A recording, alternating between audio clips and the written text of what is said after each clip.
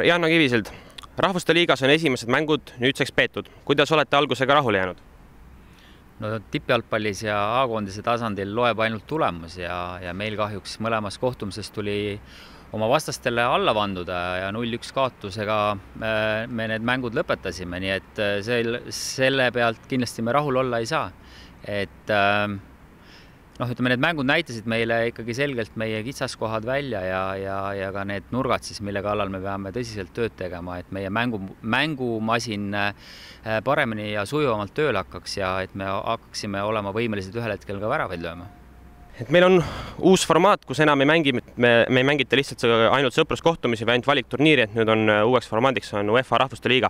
See on väga palju segadust tekitanud nii jalgpallurites endas, ka fännides kui ka jalgpallisõprades. Et kas teie äkki oskaksite selgitada, teha veile natukene lihtsamaks, puust ja punaseks selgeks, mis on nüüd uue formaadi eripärad, võlud, mis see üldse endas kujutab? No ega ta üks keeruline formaat ole ja tegelikult teda niimoodi on raske võib-olla esmapilgul mõista. Ütleme, suurim erinevus meie jaoks tähendab praegusel hetkel ikkagi siis seda, nagu sa ka mainisid, et ei ole enam selliseid tavapäraseid sõpruskohtumisi, kus siis lihtsalt jalgpalli mängitakse jalgpalli ilu ja rõõmu pärast, vaid et igal mängul on vahel punktid ja mäng käib alati siis millegi peale. Ja mis on veel vahe muidugi on siis see, et täna on ühe turniiri asemel võimalik ennast EM või MM finaalturniirile mängida läbi 2 turniiri ehk et see Rahvuste Liiga on ikkagi üks selline alternatiiv või võimalus. Ma arvan, et hea võimalus ka siis sellistele meeskondadele, kes võib-olla valikturniiridel on seal 5. või 6. tugevusgrupis ja nad peavad mõõtu võtma väga-väga tugevate vastaste vastu.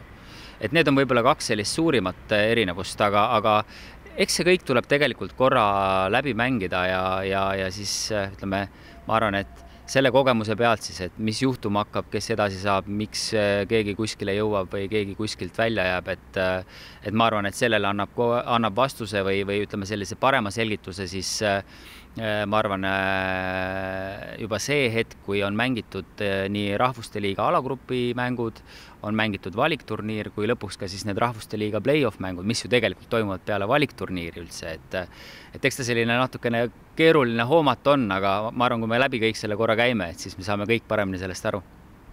Hästi, aga mida nüüd Rahvuste Liiga Eesti jaoks pikemas perspektiivis tähendab, et kas on põhjust rõõmustada või kurvestada uue formaadi üle? No meie jaoks ta on võimalus, nii nagu me ka nendes 2 esimeses kohtumises, mis nüüd septembrikuus mängiti Kreeka ja Soome vastu, see on võimalus mängida vastaste vastu, kes siis FIFA edetabelis ja Euroopa rankingus on siis nagu meie vahetusläheduses ehk et jah, me tõepoolest oleme praegusel hetkel ikkagi selles 4. alagrupis kõige nõrgema FIFA asetusega, rankingu asetusega, aga need mängud on ka näidanud tegelikult, et kõik need mängud on sellised meie jaoks suur väljakutse. Nad on vastased, kelle vastu õnnestumiseks on vaja ja edu saavutamiseks on vaja iseennast ületada, et tõesti mängida oma parimat jalgpalli, oma parimat ja resultatiivsemat jalgpalli.